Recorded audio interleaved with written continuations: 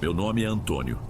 Desde que me entendo por gente, moro em uma cidade de tamanho médio, sem grandes agitos, mas com oportunidades razoáveis de emprego. Logo depois de concluir um curso técnico, consegui trabalho em uma fábrica de embalagens de papelão. Não era o emprego dos sonhos, mas pagava as contas.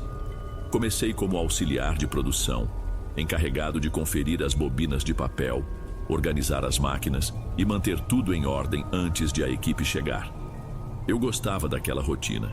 Chegava bem cedo, vestia meu uniforme, batia meu cartão e cumprimentava os colegas. Enquanto as máquinas esquentavam, eu passava um pano úmido nelas, removendo pó e resíduos. Era algo quase terapêutico. A cada manhã eu sentia que estava construindo minha independência. A fábrica ficava em uma zona industrial, um pouco afastada do centro. Era um grande galpão com teto alto, que abafava o barulho da rua, mas intensificava o som das máquinas. Lá dentro, a gente praticamente se comunicava por gestos. Ainda assim, o ambiente era tolerável e os supervisores mantinham tudo organizado. O principal deles se chamava Daniel.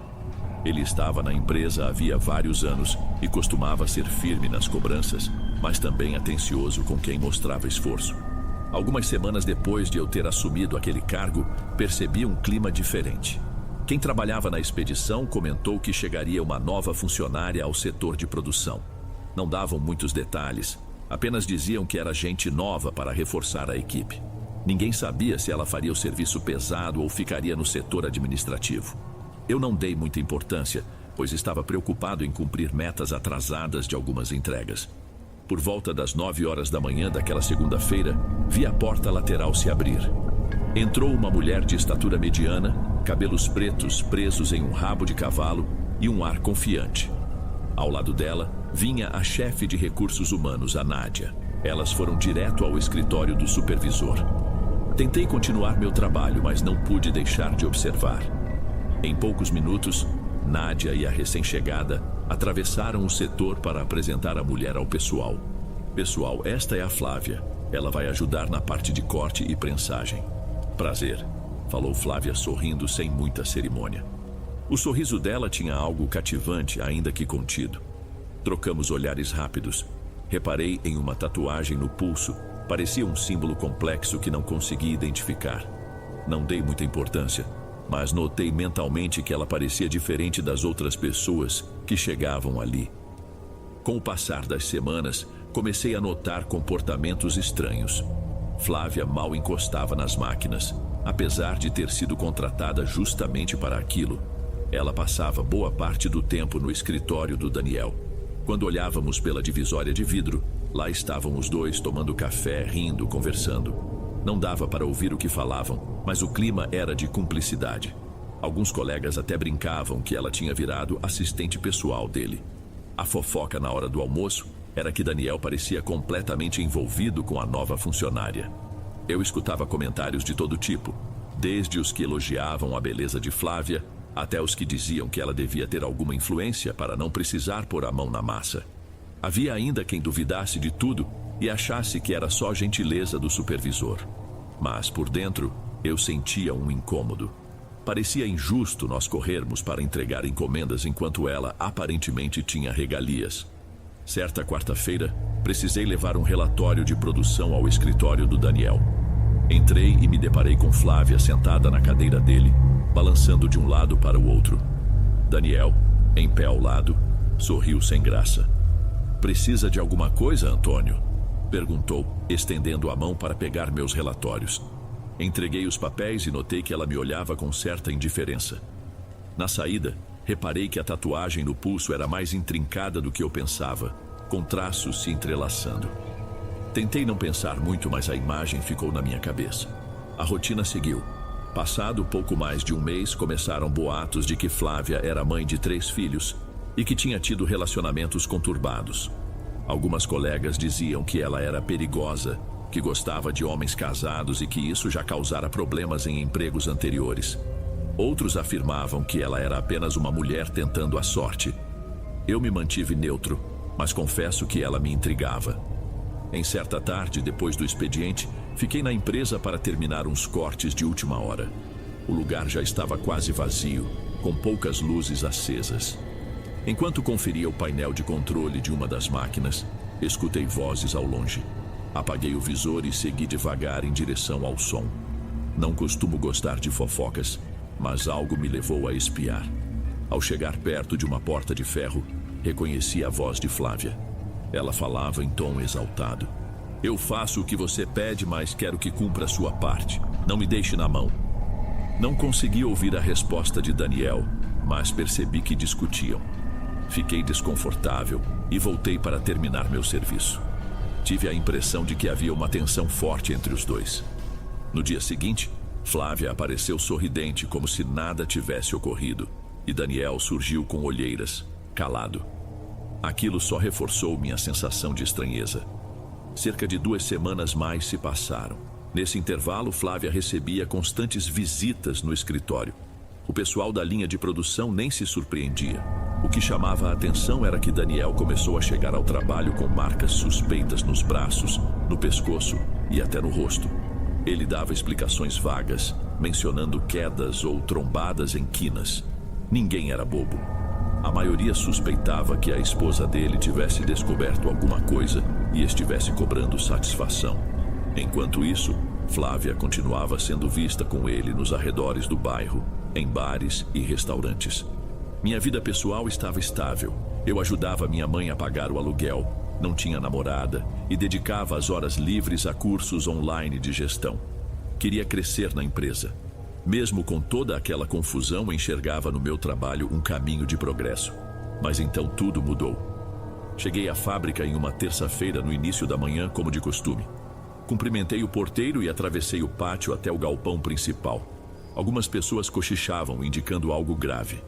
Tentei perguntar a um colega, mas ele apenas sinalizou que eu fosse falar com o supervisor. Ao chegar à seção onde Daniel costumava ficar, encontrei um dos gerentes com expressão muito séria. Antônio, tivemos um problema complicado. O Daniel passou mal aqui na produção há poucos minutos e desmaiou. A ambulância chegou, mas já não havia sinais vitais. Ele faleceu. Aquilo me atingiu como um soco. Nunca tinha presenciado alguém morrer assim no ambiente de trabalho. O gerente informou que a família seria avisada e que, enquanto isso, a fábrica encerraria as atividades mais cedo naquele dia. Houve um chamado imediato do pessoal da CIPA, Comissão Interna de Prevenção de Acidentes, e começaram os procedimentos de perícia padrão. Peguei minhas coisas sem acreditar, ainda tentando processar a notícia. Antes de sair, olhei em volta procurando Flávia, mas não a vi. Muitos colegas se perguntavam se ela tinha alguma ligação com o ocorrido, embora ninguém falasse isso abertamente.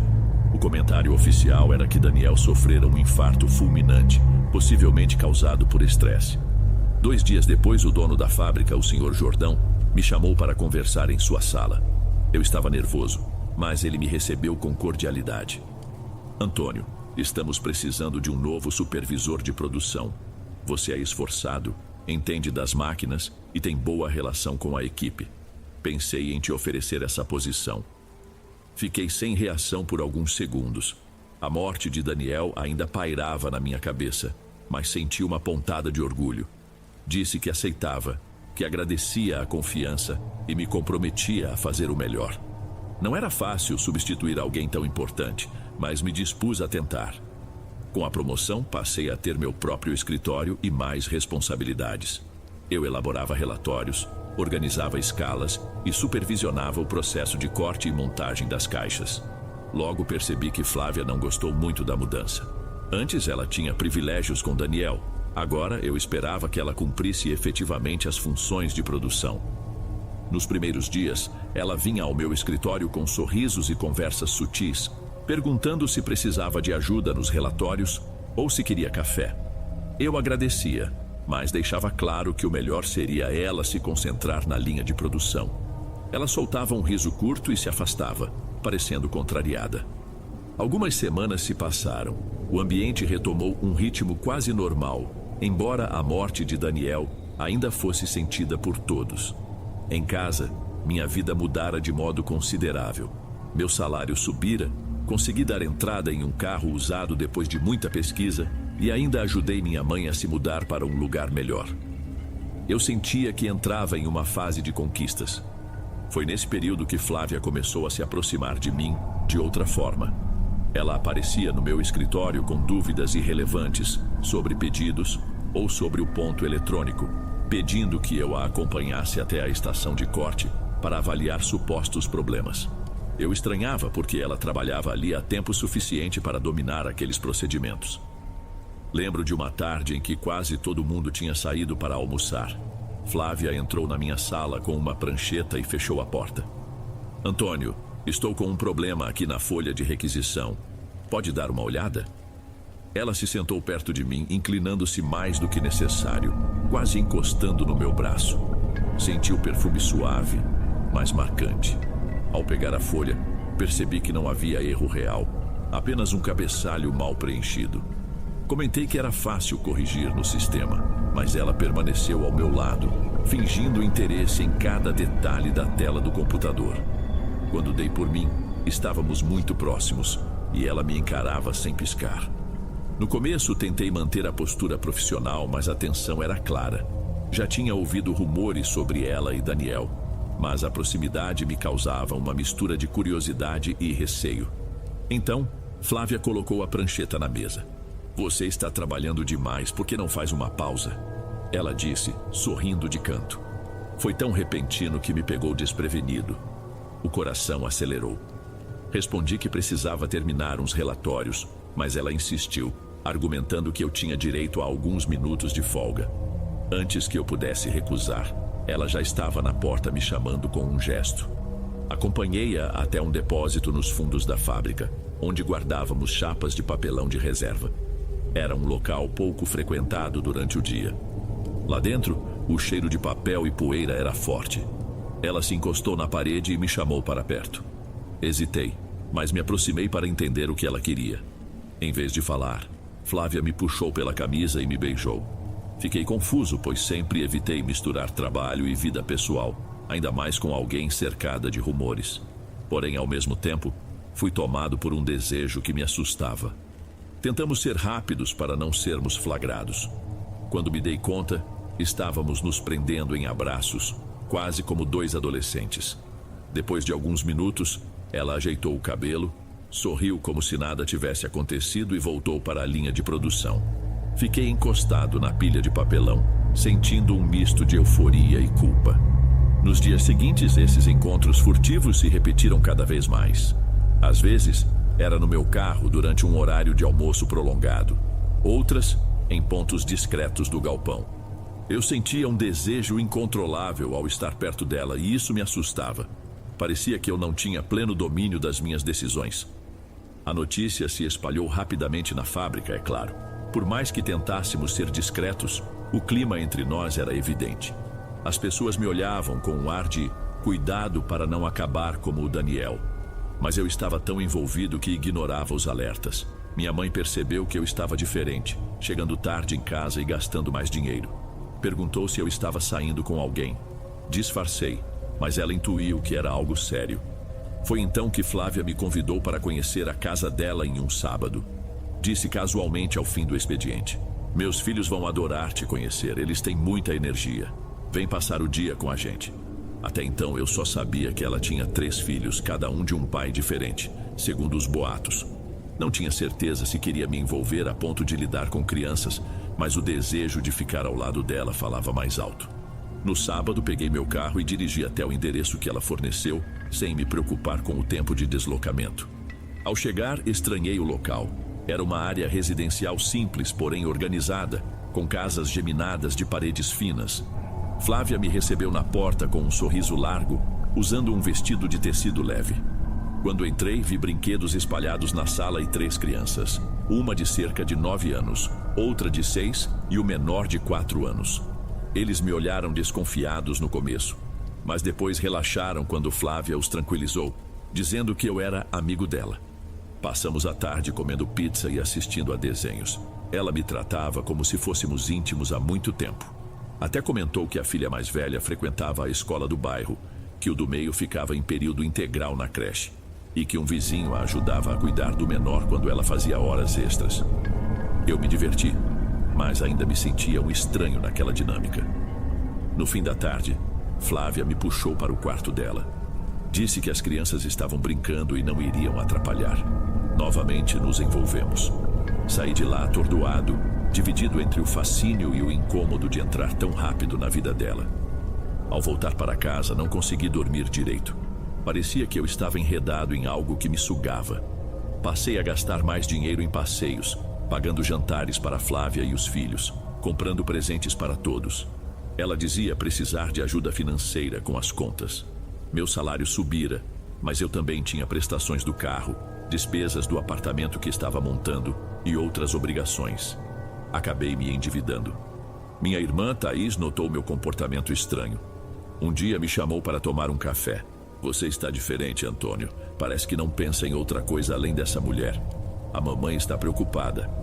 Respondi que ela não devia se meter. Disse que estava apaixonado e que queria uma vida nova ao lado de Flávia. Thaís me olhou preocupada e contou que colegas dela tinham más impressões sobre a minha namorada. Fiquei irritado, mandei ela cuidar da própria vida. Ela se calou, mas continuou insistindo que eu me afastasse. 2 meses se passaram. Eu já estava praticamente morando com Flávia e as crianças. Levei minha televisão, meu videogame, alguns móveis. Ela até liberou espaço no armário para minhas roupas. Curiosamente, às vezes ela desaparecia à noite alegando visitar uma amiga e retornava de madrugada. Eu perguntava, mas ela desconversava. Eu evitava insistir para não brigar. Minha família, preocupada, resolveu intervir. Um primo distante, que raramente falava comigo, apareceu na porta de casa junto com alguns amigos. Disseram que precisavam conversar e, contra a minha vontade, me levaram para ver uma senhora conhecida no bairro por seus dons espirituais. Achei tudo absurdo. Tentei recusar, mas eles foram firmes, dizendo que se preocupavam com minha saúde. Chegando lá, a senhora analisou minhas mãos, pediu que eu fizesse uma pequena oração e, em seguida, jogou um punhado de ervas em uma bacia de água onde eu deveria despejar minha urina. No início, recusei, achando um ritual ridículo, mas meus parentes insistiram. Para acabar com aquilo, obedeci. Algo estranho aconteceu. Quando coloquei a urina, surgiu uma espuma com odor forte e desagradável, e a benzedeira balançou a cabeça, reprovando. Aqui tem uma energia pesada, ele foi amarrado. Não acreditei, mas a certeza de todos ali me abalou. Ela pediu que eu me ajoelhasse e começou a passar arruda e outras plantas pelo meu corpo, assoprando uma fumaça de ervas queimadas. Senti ânsia e de repente vomitei no chão, bem diante de todos. O cheiro era horrível e notei umas coisas repulsivas na massa, como bolas de cabelo. Fiquei tão enjoado que mal abri os olhos. Minha irmã e meu primo reagiram como se aquilo confirmasse tudo. Eu continuava cético, mas estava assustado com a cena. A benzedeira aconselhou que eu não visse Flávia por alguns dias, pois o efeito ainda poderia me prejudicar. Eles me levaram para a casa da minha mãe e me trancaram lá por uma noite, sem que eu pudesse sair. Depois do choque, eles até cogitaram me levar a um posto de saúde, mas eu disse que me sentia melhor e me opus. Peguei meu celular de volta e vi dezenas de mensagens de Flávia, indignada e perguntando onde eu estava. No dia seguinte fui trabalhar. Sentia o estômago embrulhado o tempo todo. Tentei evitar Flávia, mas ela me seguiu até o escritório. Porque não dormiu em casa, aconteceu alguma coisa. Menti que tive uma emergência na família. Ela me encarou com desconfiança. Mais tarde, inventei que precisava resolver documentos no centro, mas fui direto para o meu apartamento antigo, do qual ainda tinha a chave. Entrei e desabei no sofá, tentando entender o que estava acontecendo. Pela primeira vez em muito tempo, senti a cabeça mais livre, como se estivesse escapando de um transe. Lembrei do Daniel, morto, e de como ele também tinha mudado radicalmente nas últimas semanas de vida. Decidi terminar tudo com Flávia. Eu não sabia se realmente havia algo sobrenatural ou se era apenas um relacionamento destrutivo, mas aquilo não me fazia bem. Durante alguns dias, fui ao trabalho e mantive contato mínimo com ela. Quando aparecia, eu dizia que estava muito ocupado ou me mostrava frio. Não foi fácil, pois ainda sentia vontade de procurá-la, mas segui firme. Foi então que tudo desmoronou de vez. Certa tarde, Flávia saiu mais cedo da fábrica, alegando um mal-estar. À noite, recebi uma ligação de uma vizinha dela, contando que Flávia estava muito mal e me chamava. Um senso de culpa me invadiu, então corri até lá. Ao entrar, vi a casa bagunçada as crianças chorando em um canto e Flávia deitada no sofá, suando, com o cabelo desgrenhado e a pele pálida. "Eu não sei o que você fez", balbuciou ela quase sem forças. "Calma, vamos chamar um socorro", tentei ajudá-la. Quando a ergui um pouco, ela vomitou. O odor era o pior que já senti. Parecia que havia algo ali dentro que não deveria estar. As crianças gritavam desesperadas. Peguei meu celular para chamar uma ambulância, mas não havia sinal dentro da casa. Saí correndo e pedi a um mototaxista que passava para chamar ajuda no posto de saúde mais próximo. Voltei e encontrei Flávia inconsciente, respirando com dificuldade. O corpo dela foi relaxando até ficar imóvel, os olhos semicerrados. A ambulância chegou alguns minutos depois, mas ela já não reagia. Os socorristas evitaram perguntas naquele momento e apenas a levaram às pressas. Fiquei na casa tentando acalmar as crianças, até que alguém da família dela surgisse. Na manhã seguinte, recebi a notícia de que Flávia não resistira no hospital. Disseram apenas que a morte aparentava ter relação com uma infecção, mas ainda seriam necessários exames mais aprofundados. Fiquei em choque, me sentindo culpado e confuso. As crianças foram levadas por uma tia que apareceu de repente. Eu não tinha nenhum vínculo legal para interferir, então só pude me despedir delas, desejando que ficassem bem. Na fábrica, a história se espalhou como fogo. Alguns diziam que ela era amaldiçoada, que o destino dos homens com quem se envolvia era sempre trágico. Outros lamentavam, dizendo que era triste ver alguém jovem morrer e deixar 3 filhos. Para mim, nada parecia real. Eu continuava processando o que ocorrera. A promoção repentina, o envolvimento intenso, o distanciamento forçado e, por fim, a morte estranha dela. O Sr. Jordão me chamou ao escritório novamente, preocupado com meu estado. Concedeu-me alguns dias de licença para que eu me recuperasse. Aceitei, mas tinha medo de ficar sozinho. Fui para meu apartamento e passei dias sem sair, apenas comendo o que tinha na geladeira e trocando mensagens com minha irmã. Ela insistia para que eu fosse outra vez à benzedeira ou a um médico, mas eu não tinha forças para nada. Ao retornar, o clima na fábrica estava diferente. Alguns funcionários pediram demissão, alegando medo de energias ruins. Outros passaram a frequentar cultos religiosos buscando proteção. E eu segui, cuidando das minhas atribuições de supervisor, tentando focar no que fosse mensurável e controlável para não enlouquecer. Meses depois, me reaproximei gradualmente da minha família. Contei a todos com sinceridade o que vivi com Flávia. Não tenho certeza se fui mesmo enfeitiçado ou se foi apenas carência e sedução intensa. Minha mãe e minha irmã me apoiaram, dizendo que o importante era eu estar livre. Meu primo, aquele que me levou à benzedeira, fala que esse tipo de coisa não tem explicação simples. Com o tempo, conheci outra pessoa em um curso noturno de gestão industrial. Começamos a sair sem pressa, valorizando uma relação mais saudável, com companheirismo e sem manipulações. Às vezes, lembro do que vivi com Flávia e me pergunto se poderia ter feito algo para evitar a morte dela ou do Daniel, mas não encontro respostas definitivas. Hoje toco minha rotina sem alimentar grandes fantasmas. Percebi que, por mais que se tente explicar tudo logicamente, certas vivências permanecem num limiar entre o real e o incompreensível. Talvez não haja provas concretas de algo sobrenatural, mas a sensação de ter sido dominado por um desejo incontrolável ainda me serve de alerta para nunca mais ignorar sinais de que algo vai mal. Espero que meu relato sirva para alertar outras pessoas a não mergulharem cegamente em situações que parecem boas demais para ser verdade.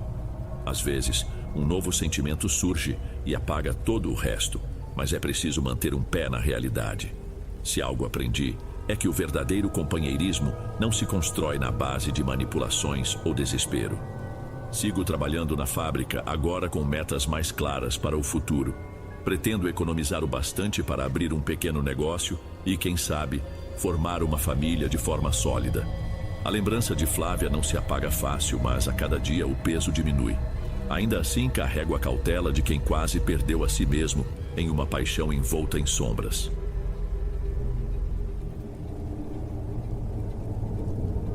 Antes de irmos para o último relato, se ainda estiver por aqui, comente o horário que está assistindo. Gosto de saber quem assiste os relatos até o final. Bem, Vamos continuar.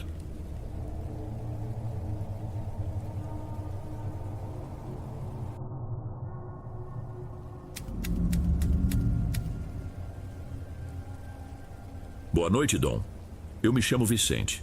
Nasci em um lugar de onde as pessoas costumam fugir assim que tem uma chance. Minha mãe, Dona Isabel, criou a mim e a minha irmã mais nova em uma pequena casa que mal se aguentava de pé.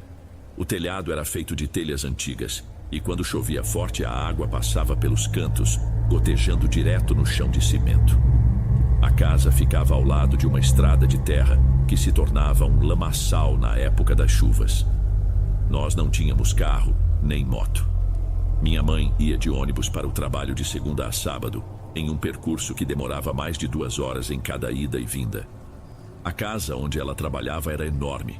Até hoje só conhecia um lugar daquele porte nas telas da televisão. Ela fazia faxina, passava roupas, cozinhava, cuidava dos cães de raça, limpava a piscina. O patrão era um homem que eu via raramente, mas eu sabia que ele tinha muitos negócios e dinheiro de sobra. Minha mãe dizia que ele estava sempre viajando para negociar em outros países. Mesmo assim, não gostava de desperdiçar nada com funcionários, muito menos com uma faxineira. Às vezes, ela voltava para casa dizendo que tinham descontado do salário por chegar atrasada, quando o ônibus dela quebrava no meio do caminho. Outras vezes, ela confidenciava que dormia em um quartinho úmido, nos fundos, quando precisava fazer horas extras e não compensava pagar outra passagem de ônibus tarde da noite. Eu tinha cerca de 10 anos quando passei a acompanhá-la nas férias escolares. Dormíamos juntos em um beliche que o pessoal da casa chamava de cama de apoio. Era um espaço que, se eu espirrasse muito alto, já se ouvia de qualquer cômodo próximo. Na parede apareciam infiltrações que deixavam marcas escuras no reboco. Às vezes, existia um balde ao lado da cama para parar água de goteiras.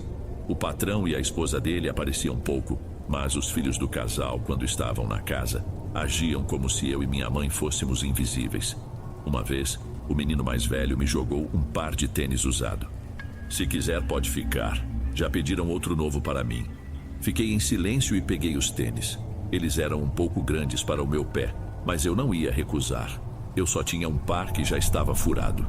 Pelo menos, aqueles sapatos não deixariam meus dedos arrastando no chão. Agradeci, mas me sentia estranho. Não sabia se ficava contente ou humilhado. Minha mãe me dizia que eu não deveria guardar rancor, que ela trabalhava lá porque precisava. Sempre encerrava com alguma frase religiosa do tipo: "A fé sustenta quem não tem nada." Eu não via sinal de melhora naquela vida, mas tentava concordar. Conforme fui crescendo, percebi que minha mãe sacrificava a própria saúde para pôr comida na mesa. Ela chegava tarde, exausta, com dores nas costas. Tinha pressão alta e vivia adiando a compra de remédios por falta de dinheiro. Quando adoecia, perdia dias de trabalho e, consequentemente, o pagamento. Era um ciclo sem fim. Terminei o ensino fundamental em uma escola pública cheia de goteiras e janelas quebradas. Aos 15 anos, arrumei meu primeiro bico lavando carros na rua, porque a merenda da escola já não me sustentava e eu queria ajudar em casa. Minha mãe protestava: "Você tem de estudar, Vicente. Se largar os estudos, não vai ter chance nenhuma de subir na vida."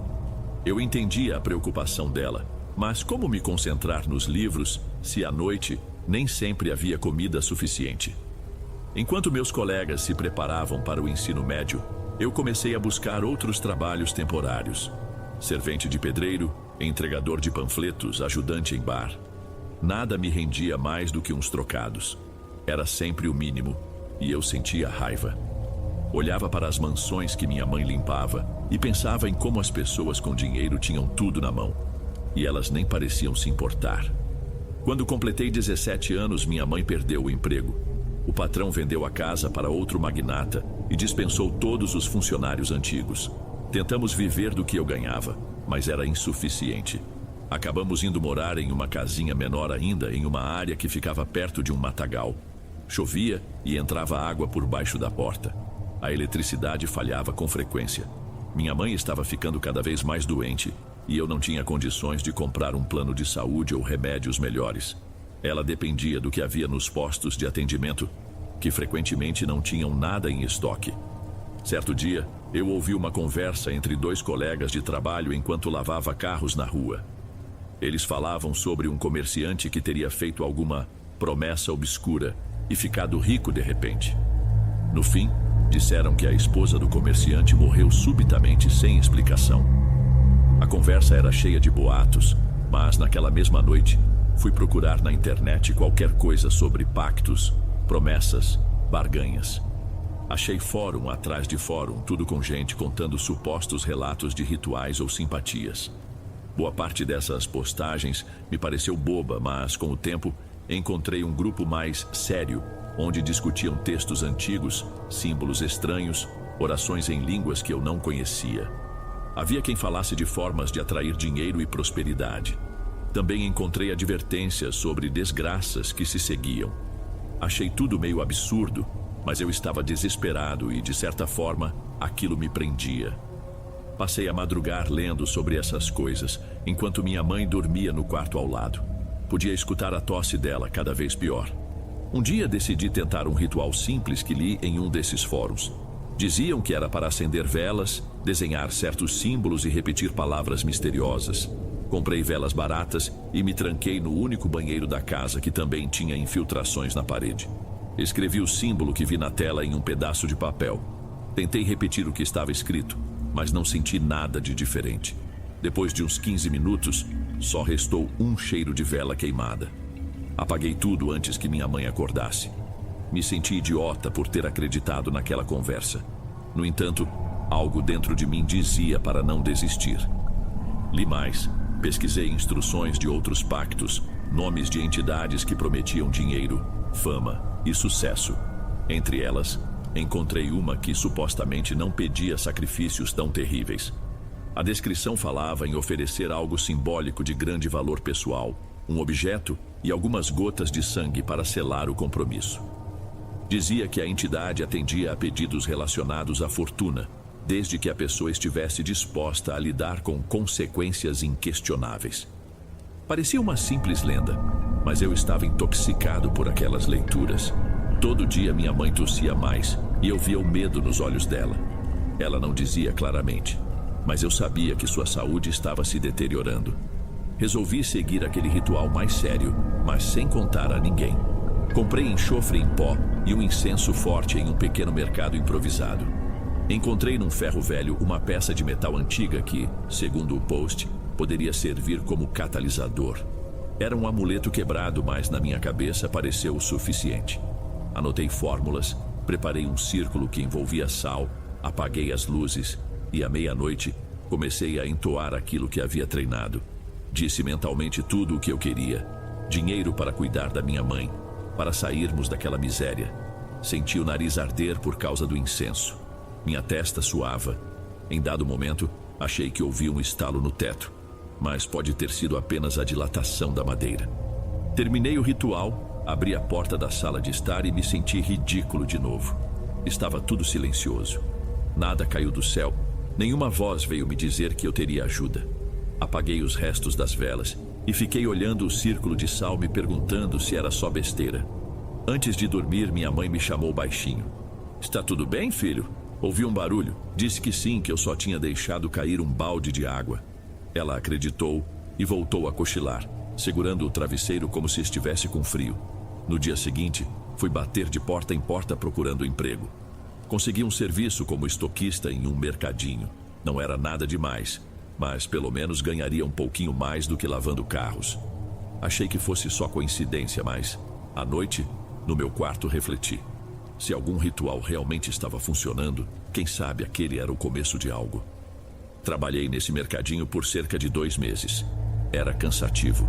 Eu carregava pacotes pesados, organizava prateleiras e limpava a área de descarte dos produtos vencidos. A dona do estabelecimento me tratava bem, mas o salário era mínimo e quase tudo ia para remédios e alimentação básica. Minha mãe chegou a melhorar um pouco quando pôde comprar alguns comprimidos mais caros. Até sorriu ao dizer: "Agora parece que as coisas vão andar, hein, Vicente?" Eu queria que ela estivesse certa. Mas depois desses 2 meses, tive um problema no joelho por carregar caixas de forma errada. Tive de me afastar por alguns dias e quando voltei, A dona me disse que não poderia manter alguém que não conseguia ficar em pé por muito tempo. Perdi o emprego. Senti um nó na garganta. Mas a realidade era essa.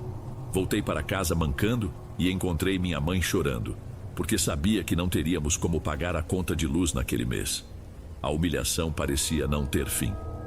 Foi então que me lembrei daquilo que tinha pesquisado. Quase todo mundo nos fóruns dizia que, para garantir o pacto, era preciso fazer um ritual mais elaborado, em uma data específica, com alguns elementos que demonstrassem seriedade. Eu já não acreditava tanto, mas uma parte desesperada em mim queria tentar de novo. Nos cerca de 30 dias seguintes, me preparei melhor. Peguei o que restava do meu dinheiro e comprei velas melhores, um incenso diferente, uma taça de barro e um pano escuro. O dia certo seria em uma fase de lua nova, e a hora recomendada ficava entre 2 e 3 da manhã. Minha mãe, exausta, cairia no sono. Eu faria tudo na sala. Na noite marcada, pus o pano no chão, arrumei as velas em volta, tracei com giz um símbolo que encontrei em um arquivo digital. Acendi incenso e me ajoelhei com a taça na mão. Eu tremia um pouco, mas repeti as frases que havia decorado, prometendo oferecer parte de mim, sangue, em troca de abundância. Fiz um pequeno corte no dedo e deixei escorrer algumas gotas no interior da taça. O cheiro de sangue se misturou ao do incenso. Foi então que ouvi um estalo nas janelas. Não era algo explícito, mas meu coração disparou. De repente, senti um calor estranho nas costas, mas podia ser apenas meu nervosismo. Permaneci ali por vários minutos, sem falar, sem mexer um músculo. Depois, apaguei as velas e limpei tudo. Pensei que estava delirando com estalidos por causa do medo e da tensão. Na manhã seguinte, achei minha mãe tossindo mais forte que o normal. Senti uma pontada de culpa, mas não disse nada. 2 semanas depois, consegui um bilhete embaixo da porta, anunciando uma vaga em uma nova empresa de seguros que estava abrindo na região. Eles ofereciam treinamento remunerado e possibilidade de ganhos por comissão. Fui à entrevista e me chamaram para começar em 10 dias. A partir daí, tudo pareceu andar rápido, mas de modo relativamente plausível. O treinamento durou cerca de 1 mês e eu me dediquei como nunca. Em pouco mais de 2 meses vendendo seguros, eu já recebia mais que em qualquer emprego anterior. Parecia que algo realmente favorecia cada negociação. Quando recebi o primeiro pagamento, ficou claro que eu ganharia bem mais do que em qualquer outro trabalho. Consegui comprar remédios de qualidade para minha mãe, arrumar pequenos reparos da casa e até um celular novo para mim. Ela ficava feliz, mas também desconfiada. Uma vez, enquanto eu separava as contas, ela perguntou: "Como você arranjou esse trabalho tão rápido?" "Vi um anúncio, mãe. Acho que tive sorte." As vendas continuaram subindo e em cerca de mais 4 meses, eu já recebia elogios do chefe, que me chamava de fenômeno. Uma colega comentou que eu era a sensação do setor. Um dia, recebi uma bonificação inesperada. Comprei um ventilador bom para a casa e também troquei as telhas do telhado que viviam vazando. Foi nessa época que começou um barulho recorrente no forro, como se tivesse algo se mexendo à noite. Minha mãe chegou a comentar: "Parece que tem bicho correndo aí em cima, não é? Rato ou gambá, talvez." Eu subia e não via nada. A lanterna só iluminava telhas e madeira. Não havia ninhos, pegadas ou rastro de qualquer animal. Voltei a descer, sem saber explicar. Pode ser que o ruído fosse apenas o vento, mas por algum motivo eu lembrava do ritual e ficava inquieto. As semanas passaram e cada contrato que eu fechava rendia ainda mais lucro. Comecei a me vestir melhor, usar um perfume caro. Comprei um carrinho usado para minha mãe, assim ela não precisaria depender do ônibus. Ela ficou emocionada. Tinha lágrima nos olhos ao segurar a chave. "Isso é de verdade, Vicente? Nem acredito."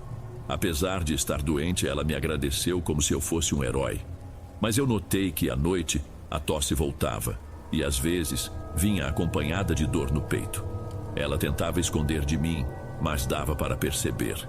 Eu falava que ela precisava ir ao médico com frequência, fazer exames, mas a fila era enorme em nossa cidade. Mesmo com dinheiro, alguns procedimentos cardiológicos exigiam especialistas em outra capital e havia pouca disponibilidade de agenda. Decidi que, se fosse preciso, a levaria assim que conseguíssemos a data adequada. Agora, eu tinha recursos e não suportava vê-la mal. Nesse mesmo período comecei a ter sonhos confusos. Em alguns, eu estava assinando folhas e folhas de papel e não conseguia parar. Em outros, me via caminhando em um lugar escuro, sem distinguir onde estava. Eu acordava e não lembrava dos detalhes, só a sensação de incômodo. Não quero dizer que havia algo de sobrenatural. Podia ser meu psicológico cansado, já que eu estava trabalhando demais e carregando a preocupação da casa nas costas. As coisas começaram a dar muito certo nas vendas. Eu não apenas ganhava comissões, mas os superiores me notaram e me ofereceram a chance de gerenciar uma pequena equipe. Em cerca de um ano, eu já tinha dobrado meus rendimentos e minha conta bancária refletia um valor que eu jamais imaginei ver. Nesse ponto, mudei eu mesmo e minha mãe para uma casa mais confortável, com piso de cerâmica e sala ampla. Ela ainda tinha problemas de saúde, mas estava em um lugar melhor. Passamos a ter alguns móveis novos e um fogão de última geração. Eu quase não acreditava naquela reviravolta. Foi nessa época que recebi um telefonema. Minha mãe havia ido a uma consulta de rotina em uma clínica particular. O médico dela pediu exames de urgência. Marquei e paguei. Recebemos a notícia de que ela precisava de um procedimento cardíaco que não era simples. Depois disso, ela ficou 2 semanas internada. Parecia que o corpo dela estava cada vez mais fraco. No 5º dia de internação, fiquei sentado ao lado da cama, segurando sua mão. Ela tocou no meu braço e perguntou: "Você está feliz, filho?" "Estou, mãe. Você vai ficar boa. Vamos resolver tudo." Ela abriu um sorriso pequeno, mas a expressão dela dizia que havia algo que a angustiava. Ela não falou, mas deixou escapar: "Eu sinto medo." Passei a noite no quarto dela, dormindo em uma cadeira dura. Quando deu quase 4 horas da manhã, acordei com a respiração dela acelerada. Chamei a enfermeira, que pediu calma, mas em poucos minutos, os batimentos dela despencaram. Eu fiquei sem reação. Tentaram reanimá-la, levaram equipamento, gritaram instruções, mas nada funcionou. Era uma madrugada quieta. Um médico entrou e não demorou a balançar a cabeça em sinal negativo. Eu me senti vazio.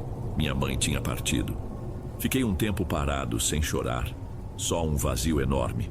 Era como se as paredes do hospital estivessem fechando ao meu redor. Passei pelos trâmites de velório, enterro, burocracia. Gastei tudo o que foi preciso e não me importei com valores. Eu me culpei porque, apesar de tê-la ajudado financeiramente, não pude impedir a doença que a consumia. Não era uma troca simples. Ao vê-la partir, lembrei daquelas leituras antigas em que diziam que alguém sempre pagava o preço. Ponderei se havia alguma ligação com o pacto maluco que eu tinha tentado, mas achei que era só a vida sendo cruel, como sempre foi. Mesmo assim, nas poucas horas de sono que consegui, sonhei que minha mãe me olhava sem dizer nada, como se quisesse me perguntar por quê. Depois do enterro, voltei para casa sem ânimo. Sequer liguei o carro pelos dias seguintes. Tudo me parecia indiferente. Minha equipe no trabalho me mandava mensagens de pêsames e me dava folga. Eu passava os dias olhando a parede. A casa estava cheia de coisas que comprei para minha mãe. Um colchão ortopédico, um armário com roupa de cama macia. Ela não teve tempo de aproveitar. Isso me apertava o peito. Quando voltei a trabalhar, notei que minhas vendas continuavam surpreendentemente altas, quase como se o universo tivesse aberto uma porta infinita de clientes. Um lado meu estava aliviado, pois eu não teria problemas financeiros, mas me sentia sujo por me importar com dinheiro em meio à perda que acabei de viver. Para piorar, comecei a ter a impressão de que alguns colegas do escritório me olhavam estranho, como se eu fosse alguém que subiu rápido demais. Uns faziam perguntas: "Como você faz para vender tanto, Vicente?" Ou "Você nunca erra, é sempre sucesso atrás de sucesso?" Eu desviava sem saber como explicar. Uma parte de mim se sentia desconectada daquilo, como se as vitórias não fossem mérito real meu. Em uma noite, cheguei em casa tarde, sentei na sala e peguei uma foto antiga da minha mãe sorrindo. Tive uma impressão vaga de ouvir passos no corredor. Levantei para olhar, mas não havia ninguém. Sem querer, lembrei dos estalos que eu escutava no telhado antigamente. Resolvi verificar o corredor e estava tudo em ordem, sem sinais de invasão. No dia seguinte, um colega do trabalho que me deu carona me contou um comentário curioso. "Soube que você perdeu sua mãe. Meus sentimentos. Mas também ouvi dizer que você ficou com uma herança de parente distante, é verdade? Não, isso é mentira.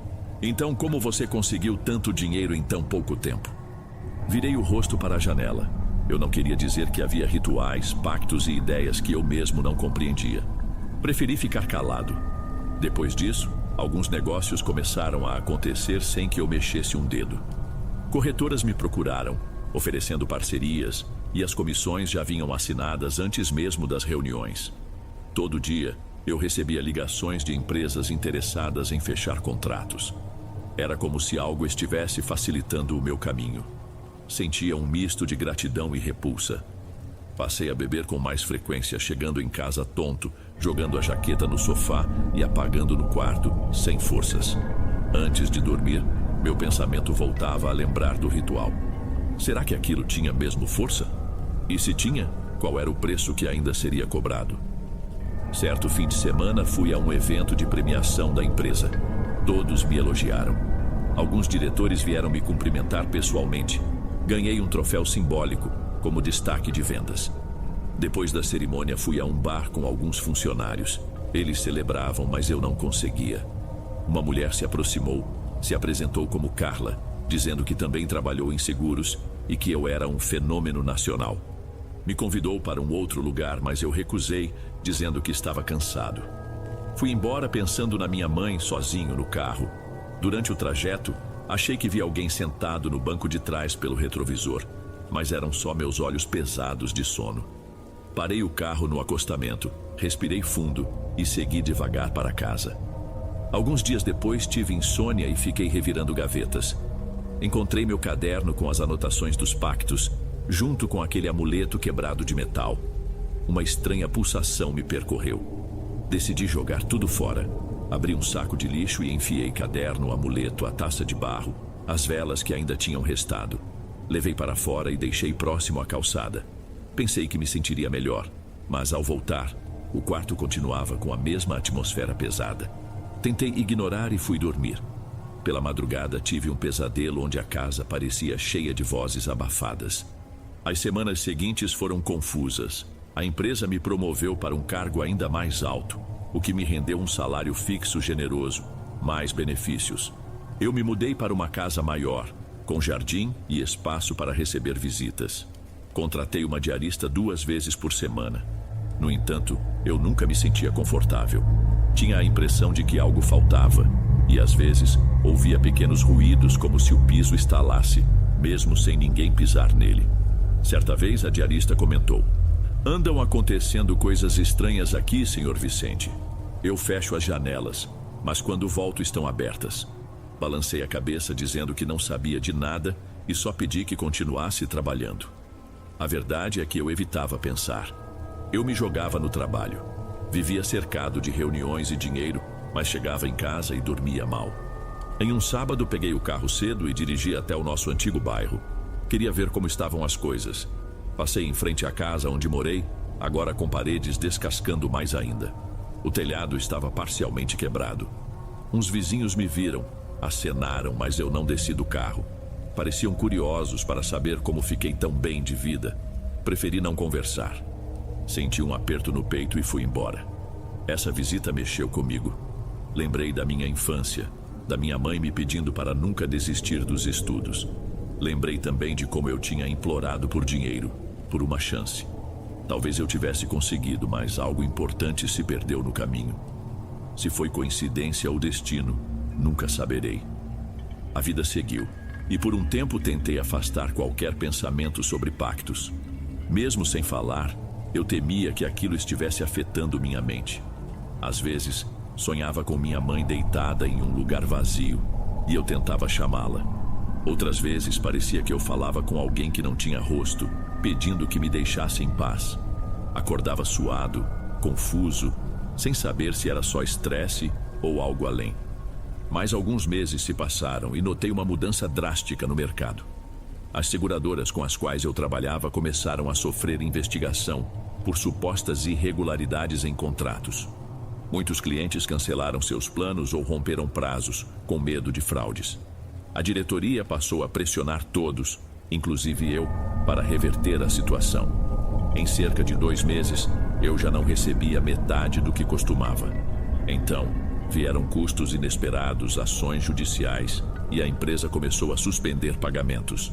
A maré pareceu virar de uma só vez.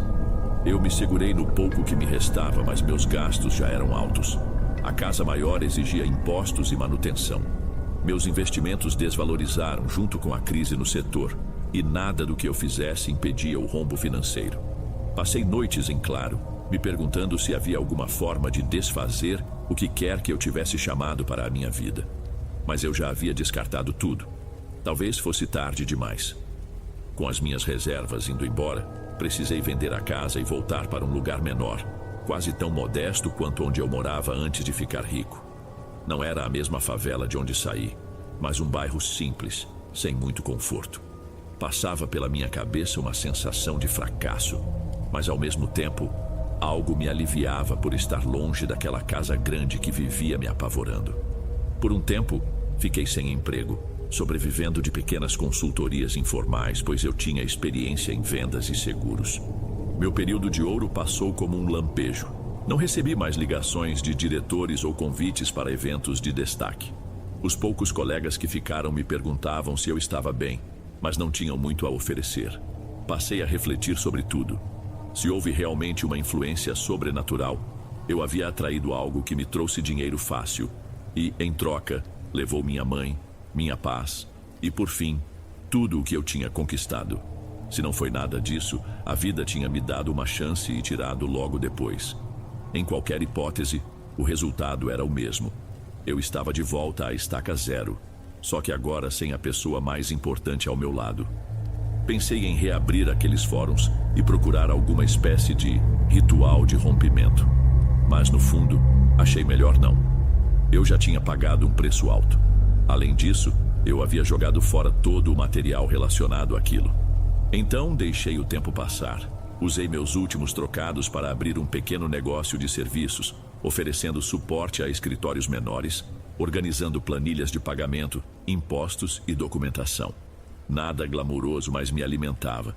Não vou mentir, ainda tenho sonhos estranhos.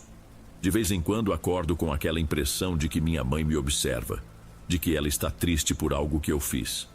Em outros dias, recebo um e-mail ou uma ligação de algum antigo colega, comentando que sente falta do meu desempenho nas vendas. Eu limpo a garganta, respondo algo sem graça e encerro a conversa. Não tenho vontade de voltar para aquele mundo. Tudo ao meu redor se normalizou em um nível mediano. Tenho pouco, mas pelo menos não lido mais com ruídos misteriosos no telhado ou sensações perturbadoras nos corredores. A palavra paz talvez seja grande demais, mas estou mais calmo. De tempos em tempos me questiono se eu realmente invoquei algo ou se as coincidências da vida me deram uma oportunidade rápida e depois me afundaram. Algumas noites tenho pesadelos e acordo suando, sentindo que despertei de uma longa viagem. Bebo água, olho as paredes da casa simples onde vivo e me sinto menor do que antes. Sem família, sem luxos, mas com a certeza de que talvez seja o melhor que posso ter agora. No fim das contas, a pergunta que fica na minha mente é: valeu a pena? Sempre chego à mesma conclusão: não, não valeu. Não existe triunfo que pague perder alguém que a gente ama ou a tranquilidade de dormir sem sobressaltos. Hoje, vivo com o que ganho no meu negócio modesto. Aprendi muito sobre mim mesmo e talvez sobre o mundo. Ainda sinto uma pontada no peito toda vez que vejo notícias de gente que de repente fica muito rica. Não posso provar nada, mas algo dentro de mim sempre lembra que para ganhar é preciso dar algo em troca. E se esse algo for justamente a nossa felicidade, já não sei mais se valeria o risco. Até hoje guardo algumas fotos da minha mãe em um envelope. Não deixo mais expostas, porque me deixam com saudade demais. Às vezes, penso que isso não é justo. Ela sofreu a vida inteira. Merecia ter vivido mais para ver se as coisas ficavam realmente melhores para nós. Mas a vida não lê as nossas regras. Se existe qualquer força sobrenatural interessada em trocar benefícios, também não oferece garantias. Hoje, só posso contar minha história para que ninguém repita o mesmo erro. E para lembrar que dinheiro sem paz não significa absolutamente nada. Antes de irmos para o próximo relato, se você é novo por aqui, não se esqueça de se inscrever no canal e ativar o sininho para receber as próximas histórias. Sua presença é importante e seu apoio é essencial. Bem, vamos continuar.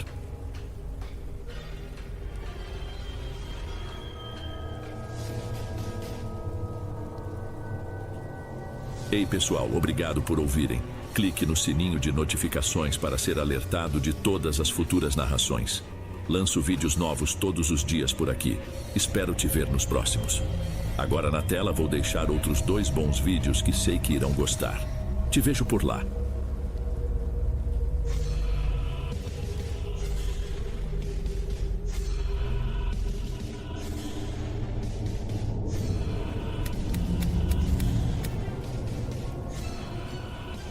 Boa noite, Dom.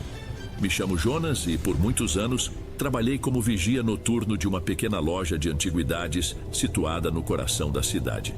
A loja, chamada Memórias Únicas, é famosa por seu acervo peculiar de peças antigas, entre elas, uma impressionante quantidade de manequins retrô. Sempre considerei os manequins como nada mais do que esculturas de plástico. Contudo, em uma noite específica, essa visão mudou completamente. No início, minhas noites de trabalho eram bem tranquilas. A loja permanecia fechada e mergulhada na penumbra, e minha companhia se limitava aos objetos antigos. Roupas, quadros, jarros e, é claro, os sempre imóveis manequins dispostos pelas prateleiras e pelo salão principal. Alguns vestiam roupas, enquanto outros eram apenas exibidos. No começo, eu até gostava da solidão e da serenidade que as madrugadas proporcionavam. Mas essa calmaria foi interrompida após a chegada de uma nova remessa de mercadorias. Certa noite, ao chegar para o turno, fui recebido por Alberto, o proprietário da loja, que exibia seu habitual sorriso animado, um sinal claro de que tinha algo novo para me mostrar. Ele apontou para uma grande caixa no centro do salão e, entusiasmado, contou que havia recebido manequins muito antigos, que certamente chamariam a atenção dos clientes. Assim que olhei para a caixa, um arrepio percorreu minha espinha. Os novos manequins estavam envolvidos em plástico transparente, mas suas formas já eram inquietantes. Eram cabeças sem rosto, completamente lisas e sem detalhes. Ao desempacotá-los e posicioná-los em seus pedestais, senti algo estranho. Uma sensação gelada, quase como se estivesse sendo observado. Mesmo sem olhos ou expressões, os manequins pareciam seguir cada movimento meu. Embora desconfortável, fiz o possível para ignorar a sensação e segui com minhas tarefas.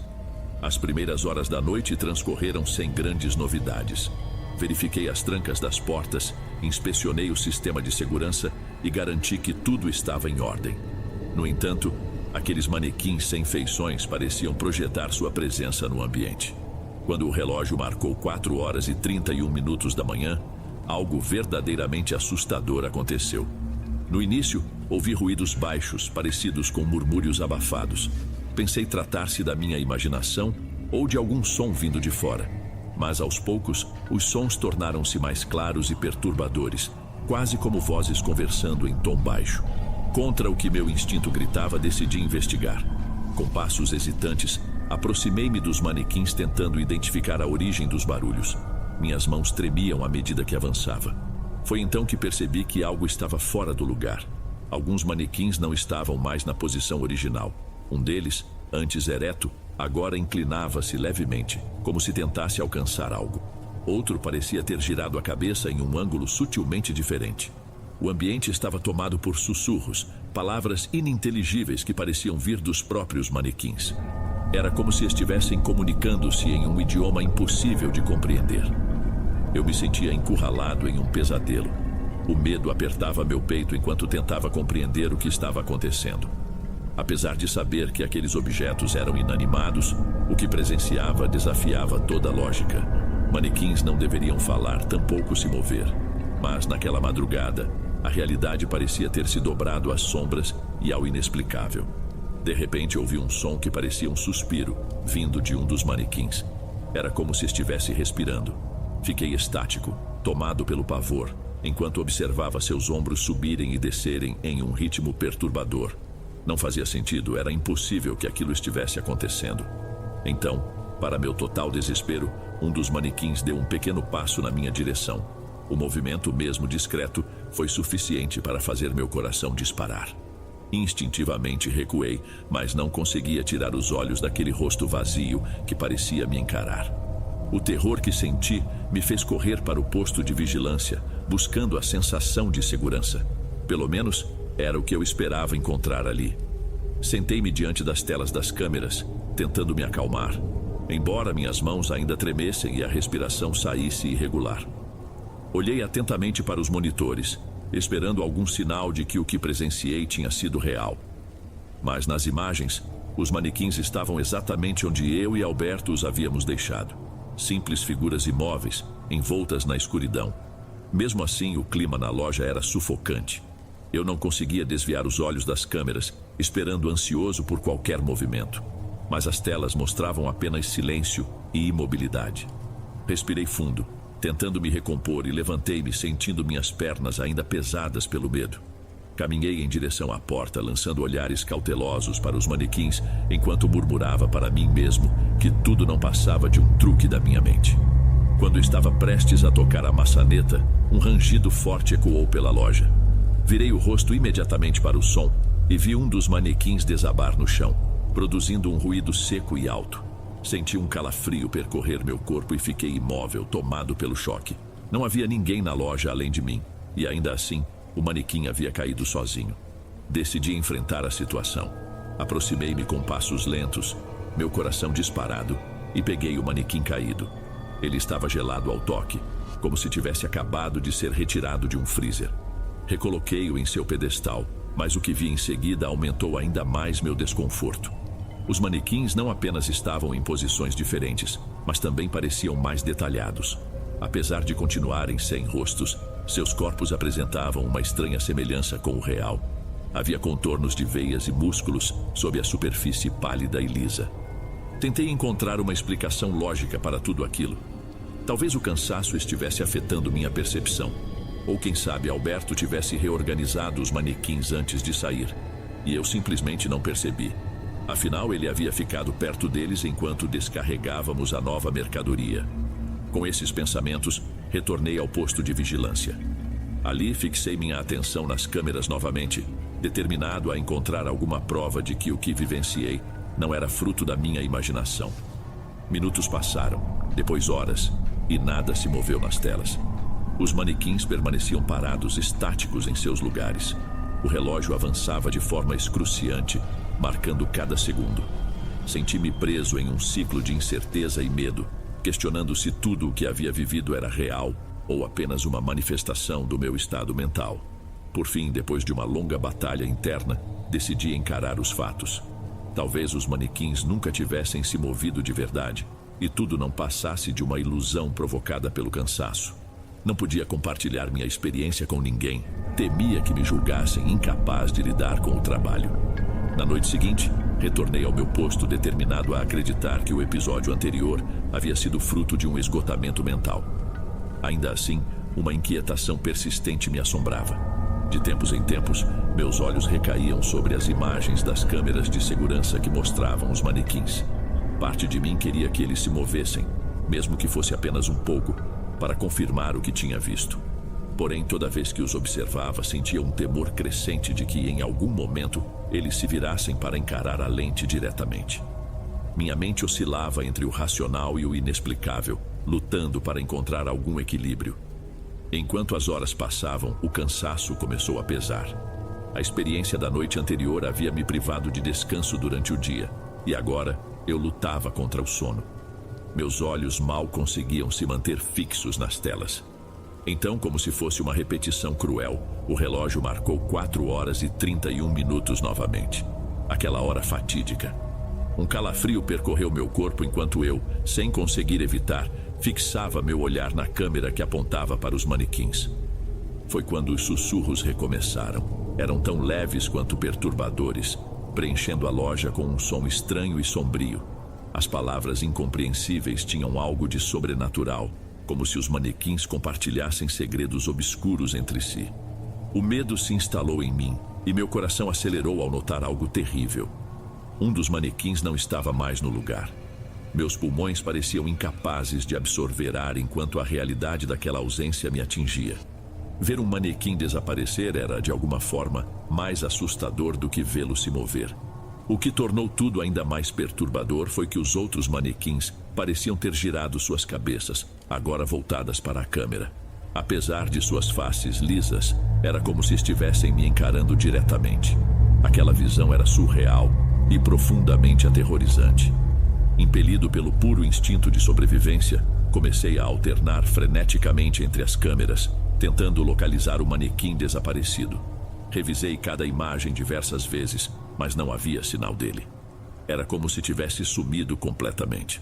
Na quarta tentativa de análise, algo chamou minha atenção. No canto de uma das telas, vislumbrei uma figura humanoide que rapidamente desaparecia atrás de um grupo de vestidos pendurados. Era uma sombra indistinta, mas suficiente para me fazer acreditar que eu não estava sozinho na loja. Minha mente acelerava, explorando cada possibilidade. Poderia ser um invasor? Alguém que tivesse conseguido entrar sem ser detectado e estivesse brincando comigo, talvez até responsável pelo sumiço do manequim? A ideia era assustadora, mas também me deu coragem para agir. Se havia mesmo alguém ali, era meu dever investigar. Peguei uma lanterna que estava sobre a mesa e, com passos hesitantes, caminhei em direção ao canto onde havia visto aquela sombra. O silêncio dentro da loja era sufocante, quebrado apenas pela minha respiração acelerada. Cada passo que eu dava fazia o chão de madeira ranger, ampliando a sensação de que algo, ou alguém, poderia estar me observando. Quando finalmente alcancei o canto, a luz da lanterna cortou a escuridão, iluminando pilhas de vestidos antigos e roupas que pertenciam aos manequins. Contudo, não havia sinal algum do intruso ou do manequim que havia desaparecido. Fiquei parado, sentindo uma mistura de confusão e pavor. Teria sido apenas minha mente pregando peças? Talvez o esgotamento e o medo estivessem distorcendo a realidade, criando imagens que nunca existiram. Apesar de minha hesitação, resolvi investigar o restante da loja em busca de alguma pista. Percorri cada corredor, examinei prateleiras e cantos escondidos, mas não encontrei nada fora do comum. Tudo parecia estar exatamente como deveria, exceto pelo manequim que continuava desaparecido. Havia algo aterrorizante na ideia de que ele simplesmente havia sumido, e o medo me impedia de me aproximar novamente do lugar onde os outros manequins estavam. Era como se minha própria mente conspirasse para me manter longe. Depois de um longo momento lutando contra minha paralisia, decidi explorar outras partes da loja. Revirei cada canto restante, tentando encontrar algum sinal de que não estava sozinho, mas nada apareceu. Não sabia ao certo se deveria me sentir aliviado pela aparente ausência de um intruso ou ainda mais inquieto pelo mistério em torno do desaparecimento do manequim. Finalmente retornei ao meu posto de vigilância, desejando apenas que aquela noite acabasse. Contudo, enquanto caminhava de volta, passando pelo local onde tinha visto a sombra humanoide, ouvi algo que fez meu coração disparar. Era um sussurro baixo, quase imperceptível, mas suficientemente claro para gelar meu sangue. A sensação de que alguém tentava chamar minha atenção era inconfundível. Virei-me rapidamente apontando a lanterna em direção a um manequim próximo. Ele permanecia imóvel, em uma pose típica, exatamente como se espera de um manequim. Por um breve instante senti alívio. Talvez tudo fosse fruto da minha imaginação. Talvez nada estivesse realmente acontecendo. Mas esse pensamento durou pouco, esmagado pela opressiva escuridão e pelos sussurros persistentes que pareciam ecoar na minha mente. Por algum motivo que até hoje não compreendo, decidi me aproximar daquele manequim. Conforme me aproximava, percebi algo ainda mais perturbador. Sua aparência havia mudado. Havia algo novo na textura de sua pele sem rosto. Sob a superfície lisa, os contornos de veias e músculos estavam agora visíveis, como se aquele objeto inanimado começasse a adquirir traços de um ser vivo. Minha respiração ficou irregular enquanto eu me aproximava. Quando finalmente cheguei perto o suficiente, vi algo que me fez congelar. O peito do manequim parecia se mover, subindo e descendo em uma réplica grotesca de uma respiração humana. Hesitante, estendi a mão trêmula para tocá-lo, tentando buscar algum vestígio de lógica naquilo. Assim que meus dedos encostaram em seu ombro, um frio cortante atravessou meu corpo. Sua superfície estava gelada e úmida, lembrando a pele morta de um cadáver. Foi nesse momento que o impossível aconteceu. A cabeça do manequim girou lentamente, até estar voltada diretamente para mim. O horror tomou conta da minha mente enquanto o manequim começava a mover os braços. Primeiro um, depois o outro. Seus movimentos eram estranhos, rígidos, quase como se ele estivesse lutando contra alguma força invisível que o mantinha preso. Tropiquei para trás, o coração disparado e a mente mergulhada em um caos de terror. Cada recuo meu parecia convidar o manequim a avançar, seus movimentos desafiando qualquer noção de realidade. Era como se ele fosse movido por algo além da lógica, e isso apenas intensificava meu pânico. Sem saber ao certo como, minhas pernas me levaram correndo até o posto de vigilância. Assim que entrei, travei a porta com um movimento rápido e desesperado. Meus olhos buscaram as câmeras de segurança, procurando respostas, mas as telas estavam repletas de interferências. Estática e flashes de luz obscureciam qualquer visão, deixando-me completamente às cegas para o que acontecia lá fora. Enquanto tentava regular minha respiração e entender o que havia acabado de acontecer, o som de batidas começou na porta do posto. Eram golpes fortes, insistentes, como se alguém ou algo estivesse tentando entrar. A cada golpe, o pânico se intensificava. A porta tremia sob a força das investidas, e eu sabia que não era algo humano que estava do outro lado. As batidas se tornaram mais frenéticas, quase enlouquecidas, enquanto os sussurros familiares voltavam a ecoar. Palavras incompreensíveis, ditas em um tom baixo e perturbador, atravessavam a madeira da porta como um coro sombrio. Eu me senti paralisado, mas meu instinto de sobrevivência me forçou a agir. Minhas mãos trêmulas pegaram uma lanterna e um pedaço de metal que estavam sobre a mesa. As únicas coisas que poderia usar como defesa. Tentei olhar as câmeras mais uma vez, mas as imagens permaneciam inutilizáveis. Eu estava sozinho em uma bolha de medo, preso em um espaço pequeno, cercado por um inimigo invisível. O som incessante da porta sendo golpeada e os murmúrios apenas aumentavam minha sensação de impotência.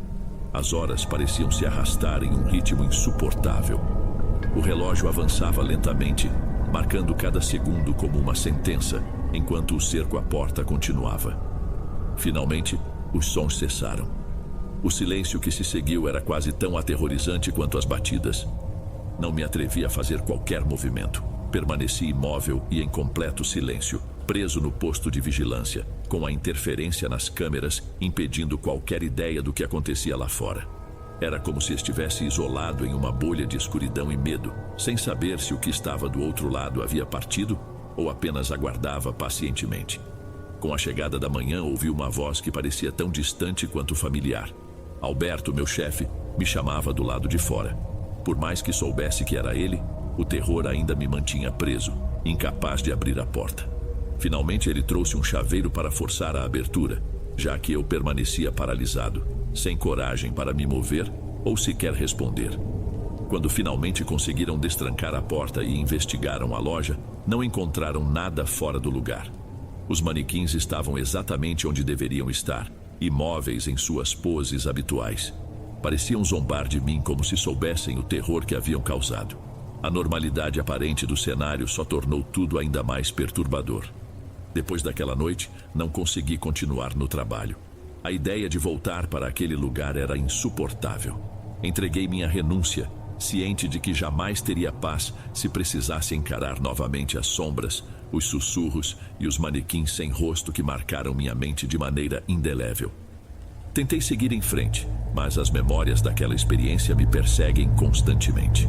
Elas aparecem em pesadelos e emergem nos momentos mais inesperados, escondidas nos cantos mais sombrios da minha mente. Sei que o que vivi foi real, mas também sei que poucos acreditam na minha história. Apesar de tudo, aquela loja permanece em minha memória como um lugar envolto em mistério e horror. Nunca mais colocarei os pés lá. É um espaço que guardarei para sempre como um pesadelo que preferiria esquecer, mas que se recusa a desaparecer.